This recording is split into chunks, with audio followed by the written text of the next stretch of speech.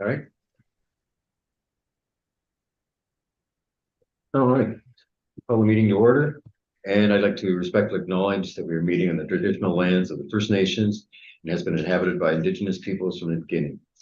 In particular, I'd like to acknowledge the history, spirituality, and culture of the territory of the Anishinaabe Nation, people of the Three Fires known as the Ojibwe, Odawa, and Potawatomi Nation, and further give thanks to the Chippewas of Saugeen and the Chippewash of Nawash, known collectively as the Saugeen and Ojibwe Nation, as traditional keepers of this land. We recognize and deeply appreciate their historic connection to this area, as well as the contributions of the Métis, Inuit, and other Indigenous peoples whose ancestors share these lands and waters. May we live with respect for each other on this land and live in peace and friendship with all its diverse peoples. Language.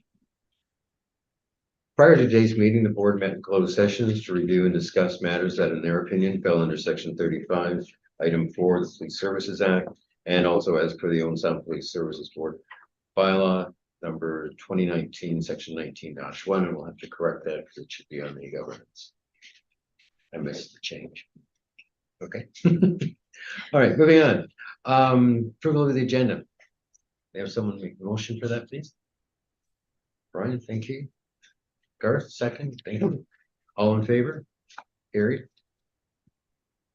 Moving on to declaration of conflict of interest arising out of the minutes and matters listed thereon. Hearing none. Presentations, deputation, and public questions. We have no presentations at this time. Confirmation of the minutes of the public session held October 25th, 2023. Garth, thank you. Sure. Ian, thank you for second. No.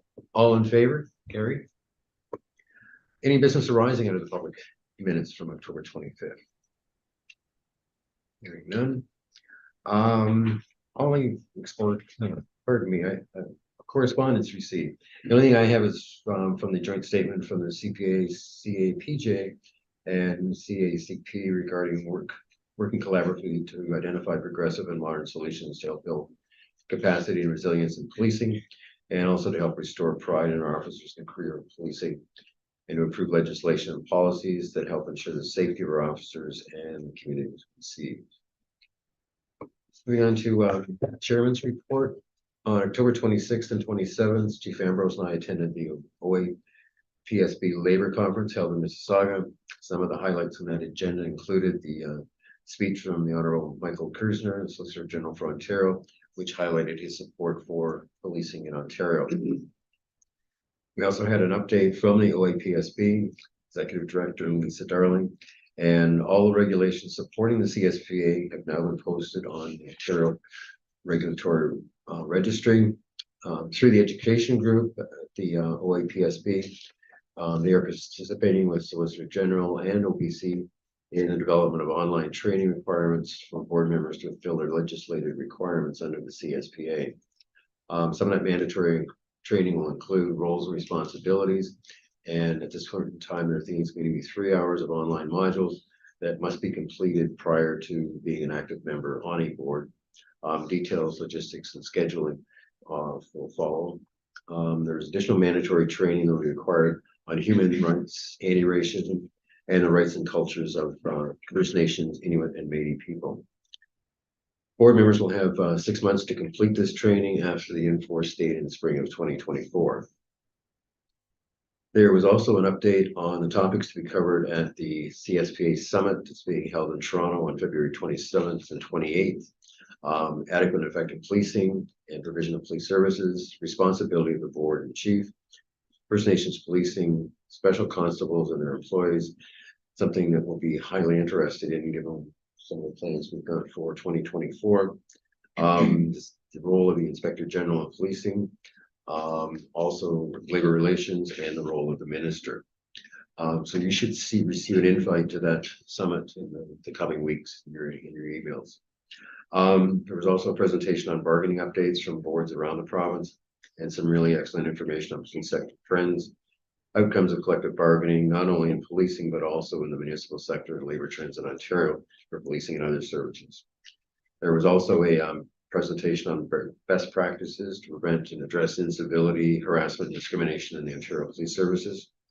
And all of these presentations can be found on the Ontario Associated Police Services website You'll have to log in to the member portal and create a login ID if you don't have one already. How many people have been able to log in to the member portal on the OSPSB website?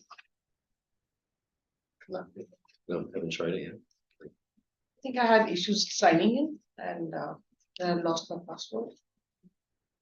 I can send out another Okay, email. yeah, I think they're Yep. included. I think it's Yeah, OSPSB I'll try again. 24 is one sound center. But I have to check. Okay, Yes. all I right. can send Yes. an email with the instructions. Okay, perfect. And last Friday, on behalf of the OSPSB, I attended the Premier's announcement that the Ontario government is investing $18 million over 3 years to help police services combat and prevent auto theft. The Preventing Auto Theft grant will fund 21 projects supporting new and enhanced crime fighting measures that focus on prevention, detection, analysis, and enforcement. And what will probably happen with this, there's of all the 21 different police services that are involved in funding the money. Owensound wasn't listed, but as with anything else, if they throw a whole bunch of money at it in Toronto, it's just like squeezing a balloon, and we'll see all of the auto thefts come here. So we may be asking for a piece of that pie later on. And tonight I've got an OSPSB board meeting via Zoom, and that concludes my report. Is there any questions that anyone might have? Ian?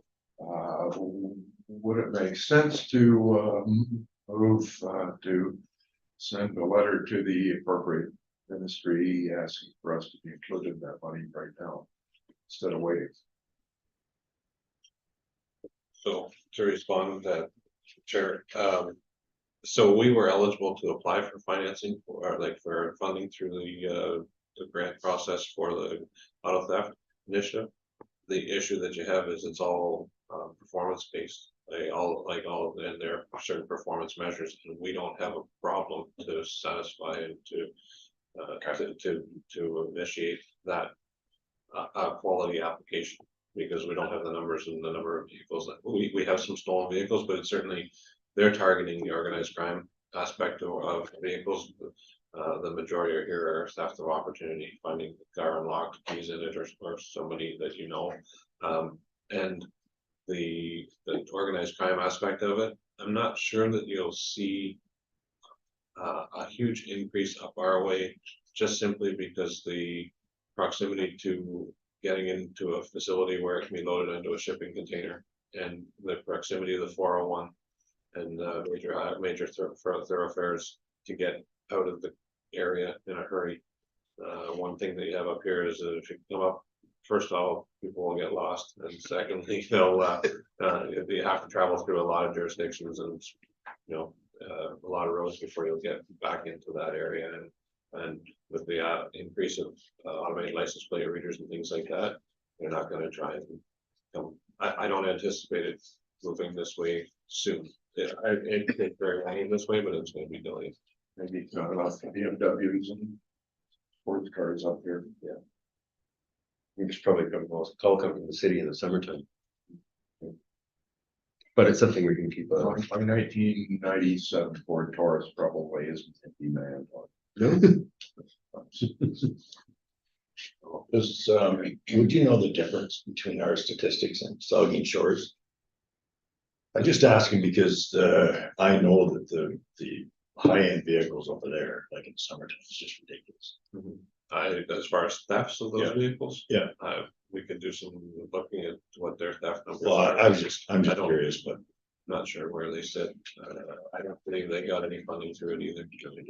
so it'd be the same thing for them. They get a couple out of Toronto Airport every day. You read about people in the GTA that have had their vehicle stolen, replaced, and then stolen twice, and again, the second time. You pick up trucks around Frankfurt apparently go. And it's got to the extent where York Region, we talked about the Faraday bags, when you put your keys in them and basically that shield with it. They have been giving them out to residents of Brampton, and we've got the York logo on it, and now everybody gets a free Faraday bag. All they have to do is ask for it.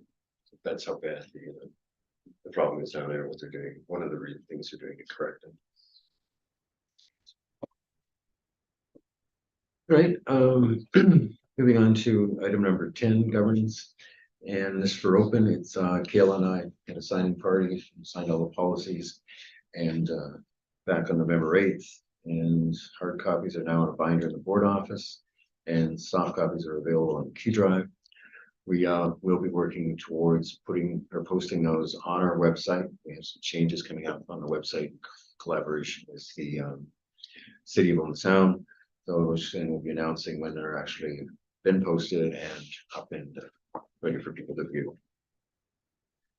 Moving on to item number 11, reports from Inspector Bishop, and I will think who's going to take that today. So just Inspector Bishop can't join us today. He was actually at a seminar related to housing homelessness and some interesting approaches that they're doing in other areas and parts of the province. So including tiny homes and a bunch of different options. So he and Jason Granny who's the third officer, the third member attended that today. So he's not going to be here, but Jeff said he'd fill in for us. Thanks, Jeff. You'll hear a lot of Jeff. Yeah, I'll just touch on some of the highlights from CIB. So back on July 2nd, members of the service attended a sudden and unexpected death of a 22-month-old child. Investigation revealed the child is believed to have died of a fentanyl overdose. 48-year-old unsound man, a 39-year-old unsound woman were subsequently arrested by CIB and charged with criminal negligence causing death, failure to provide the necessities of life. This investigation is still ongoing with additional judicial authorizations being sought. Our 3 homicide investigations from the summer are still very much on the go and progressing well. In the second homicide from July 11th, just last week, there's been another arrest made in that case. Missing persons case from October 5th, a 50-year-old transient female was reported missing by her family. Last seen in Owen Sound in July. There was a lot of investigation into that. Female was believed to be in Hamilton. They've been involved with the police down there, and I believe it was last week or the week before that female was located. So go ahead and come to that one. Firearms investigation arrest on October 16th. CIB conducted surveillance and in order to arrest a male party, 2 separate warrants for possession of firearm and point brought firearm. Male also had outstanding charges from our service with regards to importing prohibited devices, being firearm magazines. Was located on October 17th and taken into custody within incident and held for a bail hearing. We had a domestic related stabbing on October 29th. And investigation revealed a woman had stabbed her boyfriend in her residence on the west side. CIB assisted, executed a search warrant on the residence, and evidence was seized in relation to the offenses, and a female was charged with aggravated assault and assault with a weapon. A child assault. CIB was involved in the investigation where a 2-year-old child was assaulted by a caregiver. There's a joint investigation held with Bruce Gray Child and Family Services, and they've subsequently charged the individual with 1 count of assault. Indecent communications, CIB assisted in investigation regarding online pictures circulating at a local high school. That file got concluded as being criminal. They followed up in regard to a sexual assault on a 15-year-old female. As a result, a male is now wanted in connection with that investigation. A luring investigation. They continue to investigate an incident where a child under the age of 16 was being lured, also child pornography involved, and that investigation is continuing. An abduction investigation, they were engaged with an ongoing investigation involving the whereabouts of a missing 15-year-old female. Through the investigation, which included multiple judicial authorizations, female was located, and an individual has since been charged with abduction, obstruction of police officer, breach of probation, and breach of court order. That female is now in a place of safety. Our MHART team, there's been 5 officer referrals to MHART, 3 follow-ups, and 4 incidents where they responded to cases and provide supports. As far as drug overdoses, to date, the city has had 9 deaths from suspected drug overdoses. The year 2022 ended with us having a total of 6, and there was a total of 14 that occurred in 2021 and 8 in 2020. Now, since this report, there's been some additional ones. We are now up to 11 deaths, with the ones that occurred in November, plus an additional one where the person is on life support. We had said that we'd provide a few more details about the drug overdoses that were occurring.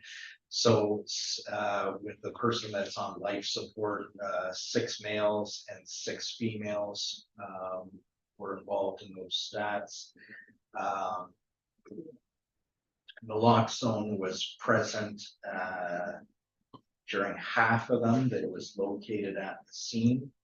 And in half of the incidents, the people were alone when they used and went into distress and were deceased. So that's just a few details. If you have any other questions about those cases. That concludes the CIB and drug report. Thanks, Inspector. I guess moving on to auxiliary report then as well. So in October, the auxiliary unit was busy assisting the uniform branch with ride-along hours. Each new auxiliary recruit was able to get out on patrol and learn from the escorting officers during at least one shift during the month, and some getting out on more. Volunteer hours accumulated by the unit total 236, so quite an increase there in the auxiliary hours. On October 24th, some auxiliary members were acknowledged at the appreciation night for their years of service. Worthy of exceptional recognition is Auxiliary Martin Gates, who was given 25 years of service as of 2022 with the auxiliary unit. So congratulations to Martin. And our auxiliary members were out patrolling neighborhoods on Devil's Night, which historically has been known for use creating minor mischiefs. On the night before Halloween, this year was successful with no issues to report. I think the snow might have helped a little bit too. Thank you. Moving on to the core unit. Core unit members are still been assisting with the homicide investigations. So that's what they've been tasked with for the month, and hoping in the new year we can get them back out on the streets doing what they were originally intended to do, getting some foot patrol and dealing with some issues downtown. Thank you, Inspector. Yes, Brett. Jeff, what do you do with the ride-alongs with the auxiliary guys? Like, do they see everything and get involved in everything, or do you draw the line, like, do they have to stay in the car or for certain things, or? So it's based on the judgment of the escorting officer that they're with, and also the sergeant. But for most of it.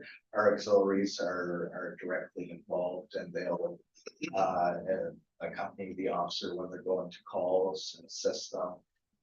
If there's a case of a lot of danger or pursuit situation, that auxiliary might be asked to be told to leave the vehicle in some of those cases, because they are volunteers. So the story that Josh told us tonight, if there had been a ride along, then he wouldn't have been involved in. So the auxiliary would have went to the original stabbing call, since there was no danger at the original call there, they probably would have been involved in it. The concerning part is when they went to the second incident at the apartment building where there was the damage. That's all the officers knew about at that time, is that somebody had caused some damage to the apartment building. And they had no idea that a suspect was present there and the danger that followed. So the auxiliary member would have been there at the time. And that's why the auxiliary members are equipped with some use of force options, not a firearm. But they also have Kevlar vests on. Oh, okay, that's why I was asking, like, are they ever put in a situation where? It can happen, but they're equipped properly. And if we can prevent them from being at some of the situations like pursuits, etc., we'll make that happen. Thanks, Jeff. Reach is here. Did you want to take a little? Sure. Okay. Oh, you can see it again. Tim, just taking a quick break for 5 minutes to reach cards here. No problem.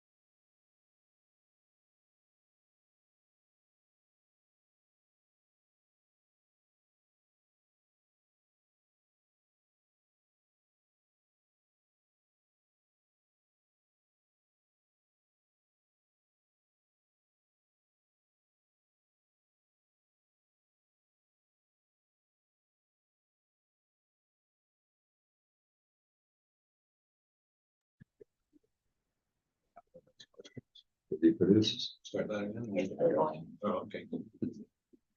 Okay, Yeah. Well, if your theory is right here. All right, we'll call the meeting to order after a brief recess and moving on to reports from Inspector. Finley. All right, so our frontline patrol report and collision statistics, we had 112 HDA charges during the month, 96 compliances, 86 cautions, 4 liquor license act charges, 126 criminal charges rated, and 133 hours of foot patrol. For our ride checks, we had 20 on-duty ride checks and 7 grant-funded ride programs involving 66 officers during those rides. 38 hours, 2,803 vehicles checked, 9 breath tests, 11 EPA charges or warnings, 4 arrest warrants executed, and 2 impaired driving charges. So busy month to ride.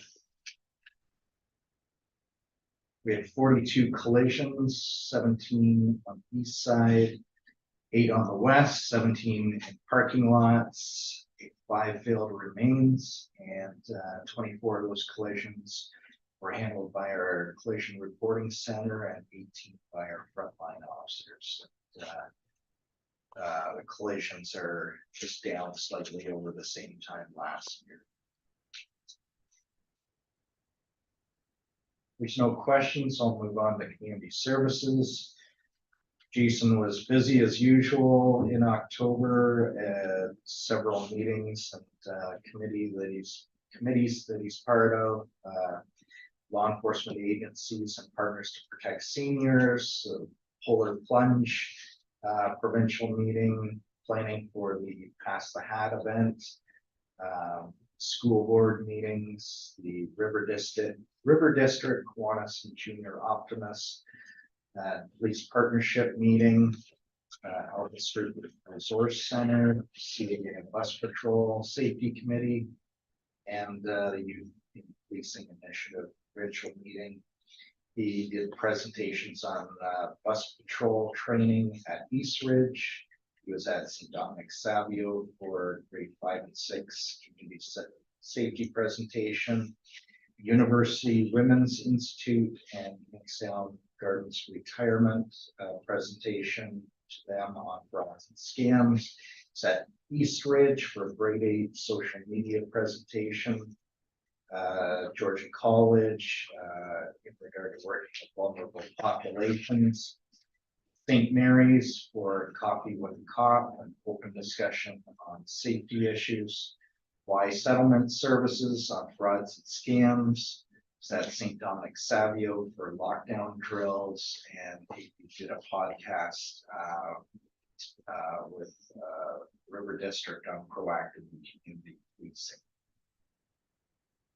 There's some of the photographs are included in the package there of his activities during the month, some of the education and enforcement that's being done around the schools, with the presentations at a local classroom, and also his presentation on frauds and scams that he did. One of the local organizations. That's it for community services. Moving on to lost hours of training, we have 13 full-time members report sick or injured for a total of 241 hours.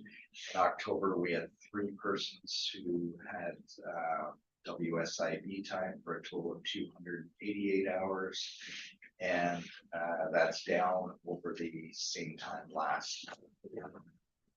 For training, we had our 2 cadets who continued to do their basic training at OPC. 3 of our sergeants attended the Incident Command 200 course, Washington. We have 5 members who are part-time members doing in-service communicator training. 1 member attended the Communicators Coaching and Mentoring Conference in Toronto. One member attended the Police Services Act course at OPC, and 2 members attended the annual learning conference.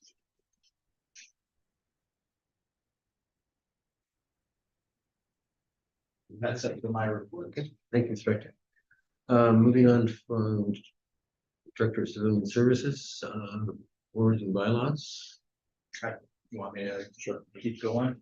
So for the board bylaw reports, we had 3 taxi driver licenses issued or renewals and 4 adult entertainment licenses issued. That's it for that. Boards. The court board reports, custodies transported during the month. There was 7 for OPP and 19 for the Old Sound Police Service.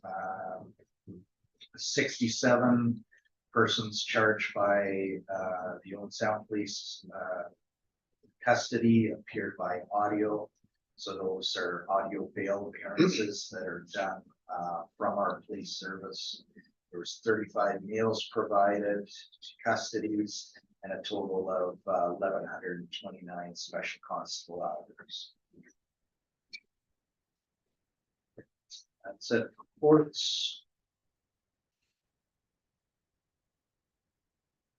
For records, local criminal record searches are being completed. In fact, the individual is within 1 to 2 weeks of submitting them.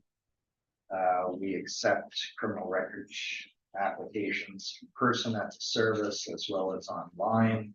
And there were a total of 7,796 bulk searches completed during October. That's it for records. Thank you, Inspector. Any questions on any of the Jeff's reports? Moving on to a report from Director of Corporate Services. You want a break? Doesn't matter. But there you go, then. I've got it all highlighted. So it's gonna, is it Suzanne's report? Yes, it is, yeah. Okay. So for the communications center for the month of October in regard to human resources, and there's some attached graphs that show current status of vacancies. The communications center was down to 7 part-time communicator vacancies due to the successful hiring, 5 new members. Training of the new members is a 10-week classroom program along with 444 hours of hands-on mentoring on the desk in the communications center. 5 new elements to the classroom training portion have recently been added based on feedback from staff, trainees, and coaches.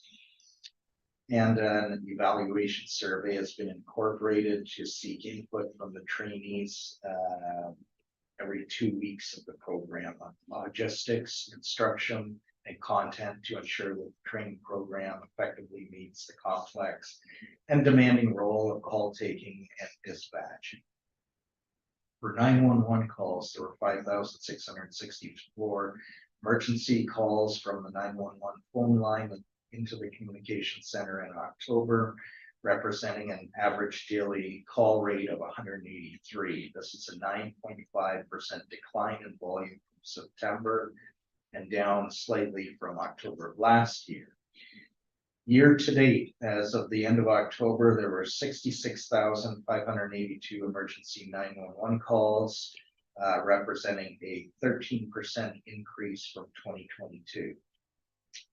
In terms of daily rates, this is an average of 25 more 911 calls coming into the center in 2023. The volume of no answer 911 calls, which continues to be a problem, declined in October to 494. There's not been less than 500 no answer calls in a month since 2019. There were 1,562 emergency calls from the 911 line dispatched by the communications center in October. Although this is a decline of 8% from September, the year-to-date volume remains up by 21%. The 40,303 calls transferred to secondary PSAP so far in 2023 represents an increase of 7% from the daily, from the call volume transferred in 2022. So we're down slightly in some of the calls during the month, but overall, we've had significant increases. At the end of October, the communications center total year-to-date CAD dispatch volume of 54,783 calls has increased by 10% compared to 2022. This is also reflected in the increase of the average daily dispatch rate from 164 calls per day in 2022 to 180 calls per day so far in 2023. For IT and infrastructure, in October, MP Alex Ruff attended to view the future communications renovated area as well as the current location, the communications center, to better understand how Next Gen 911 and how it affects municipalities. There were multiple visits from the city of Lone Sound for facilities, and the dispatch tender currently at that time was out for the renovation. Also in October, Bell Canada attended several times in regard to the needed Next Gen 911 diversity installations and their construction and the required MTO approvals, Hydro One approvals, etc. And we have all the graphs representing all the numbers that I've spoken to as far as human resources, communication center, and call rates, etc. The communication center also has a newsletter which has been attached for your information.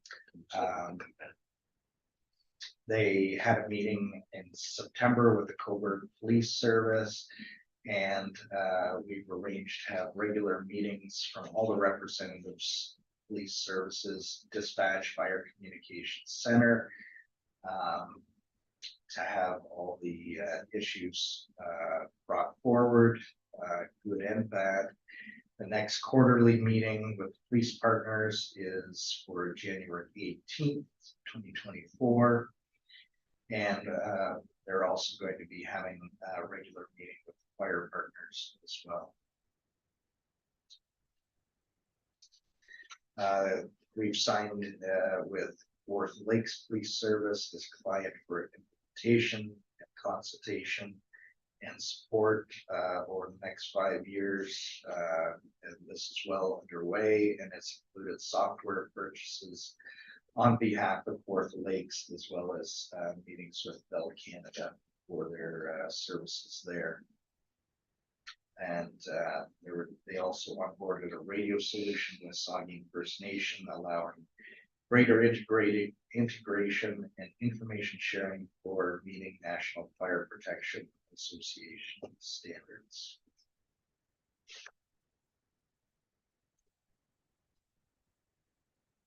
Our backup center is fully renovated with 4 fully functional workstations and 2 more in progress. IT is working on getting the site certified by Bell Canada by the end of 2023. We have a new IT technician, Matt Mahoney, who is supporting Next Gen 911 transition. Matt brings with him network administration and project design experience, and will be focused on the communications center's necessary certification tests for Next Gen 911 to go by. That concludes Suzanne's report. Thanks, expected. Just one question for my clarification. Going up here right there, it says you talk about total calls of 5,664 911 calls, and if you go down further, it says dispatch by OASCC number 1562. Is that 1562 just calls within Owen Sound? No, that's also the fire services and the other police service. Within Owen Sound though? No, to, the other, Agencies. we Totally. yeah, all the other agencies, that the dispatch.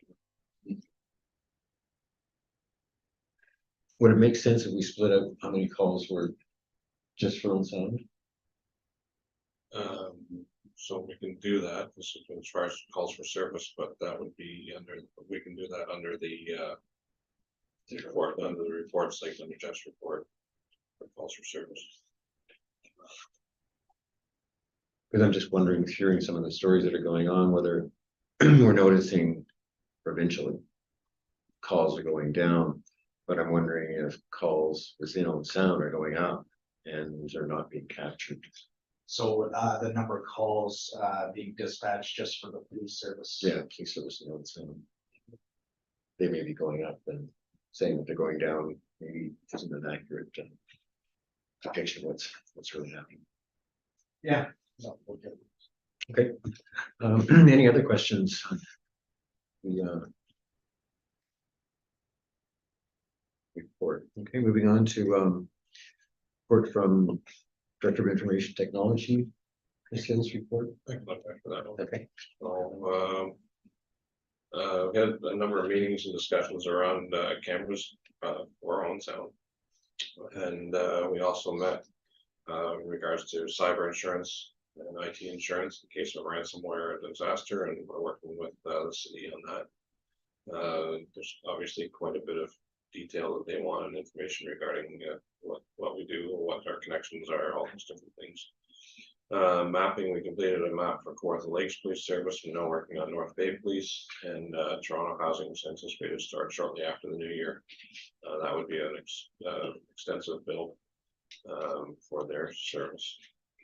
We're continuing meetings and progress on digital evidence management system, including updates and how we load all that information from our servers and our information into that digital evidence platform. And we continue to develop jointly with the city a new website as part of the city's redevelopment as well, and for the board. Those are some of the other things outside of dispatch. great. Thanks, Chief. Moving on to item number 16 and financial reports. And so this is a projection to the end of the year with salary numbers to the end of November. And you'll see the projection that approximately a $224,000 variance. I am pleased to say that we've received some revenue, and that should come down significantly. There are a number of items that have already been purchased and paid for in that will be reimbursed as a result of some revenue that we have received. So outside of the civilians and the officers pretty much balance, and the board, it's the big change is court and prisoner transportation funding that certainly is where the shortfall is, but we should be in a better position to cover that, at least a good portion of that. And I have been working with the city manager on a presentation and some information package on court security funding and the cost of the city. Subject to any questions, that's where I'm sitting right now. Any questions from the board on the financials? Okay, and item number B was approval of outstanding accounts. We're still working on bringing everything up to speed and online for that. So. Okay. Chief's activities report, and see I was away for quite a few days for annual leave, bereavement, and sick days. Meeting with city staff and Chamber of Commerce. Dispatch contracts and meetings, several hours spent doing that. As mentioned previously, MP Alex Ruff came for a good tour and a discussion in my office about how you can assist our local police, municipal police services. Court securities, the awards night, several meetings in the city, community drug and alcohol. A lot of time spent doing budget work. There was an evening of chamber of commerce, or sorry, a morning of downtown perception of a safety meeting that many people here were attended. Several hours doing HR processes. emergency management training, which is an annual mandated function of the roles within the city and police service. And town hall neighborhood outreach meeting. And some the labor conference with the board chair. And then several hours doing the new website plan. That was the highlights of the month. Any questions on the activity report? Moving on to other items in business. I think the first thing was the website update. And you mentioned in your activity report in that last report, there was a fair bit on work that you had been doing. And I just wondered where, I know they finished the beta testing that's been open to the public. And that's been completed. And I'm just wondering, where do they have a go live date, for lack of a better term, the new website? It's still on schedule for the first week of January. And we have a meeting, I think it's next week still, and that'll be, there's some determination on what's getting switched over from the old one and what new information we're putting in. And whether or not it's better to start fresh or whether to take what was there. Some of it was rather dated, so that's ongoing. I'm just wondering, some of those meetings, if it's possible for Kayla to attend. She'll be deeply involved with updating our website. Yeah, I think we've been talking to Amy about that. Yeah, she was gonna let me know the next meeting. Mr. Chair, Mhm. I do have those figures here. It was the second table Oh, that's right. in Suzanne's report. So currently,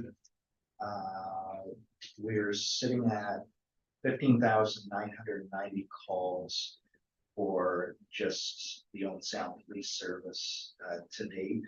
The same period last year, we had approximately 900 less. So we're at right now, a 5.9% increase over the same time last year, and the daily average has also increased. So right now, approximately 52.6 calls per day, and that's up from 49.7. So again, a 5.9% increase over last year.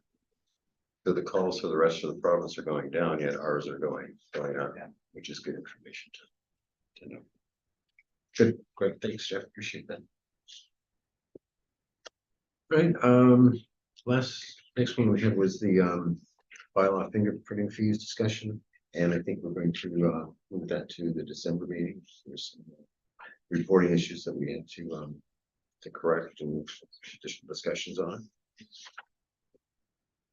Moving on to the next one, taxi bylaw report. And we received a report from our bylaw officer, Pam Dodd, and I think what we need to do is have some discussion with some of the taxi operators to see what their thinking is as it applies to what fees and rates and schedules might be. So we'll have those discussions, and we'll be able to bring back hopefully some information by our December meeting. Next item was meeting dates. Those were distributed at the last meeting. Let's get the dates in 2024. The only thing that I noticed that there's a conflict is with the February 28th meeting, and that falls at the same time as the CSPA summit in Toronto is happening. And I know at least myself and the chief will be attending, and hopefully other members of the board. So maybe we might want to think about moving that to either the week before or make it in March. Just think about what works for best on here, and maybe you don't have your calendars here, so we'll put that on a special email out to people just to check their calendars if the following Wednesday works. Sorry, moving from February 28th to. Yeah. Or do we just want to not do anything and just go to the March meeting? The early January, February meetings, there's a lot of annual reports, so I'd rather not take miss 1 month just because of that. I can go to the 6th, yeah. Or back the other way to the 21st. I can't. Yeah, Which one? The sixth. 6th, Okay. we have the dogs coming to 21st. 21st of February. December 6th. I can prepare everything, I just wouldn't be able to. Oh, it's just a kind of March. Oh, yeah. Oh, yeah, you're right. You see March first. Is it March 6th? Yeah, we can't do March, but we could do February 21st. Six is actually for us. Right or wrong. Sorry, what was that? Six. March sixth, it doesn't work, so. No, February 21st. Looks a lot better. Okay. February 21st. I can do the 21st. Yep, I'm good with Come back. Okay, so we'll reschedule that then for the 21st, and we'll update the website then. You need a motion. What do I say? Sure, we'll do a motion for all the meeting dates. So, based on the last one and the change today. See, would you like to move Yep, that? sure. Yeah, okay, thank you. And Garth, want to second that? Meeting dates, Sorry, meeting dates for next year. won't affect me. Well, I know what you can do. Hold on. All right, Brian, do you want to? Sure. Second, okay.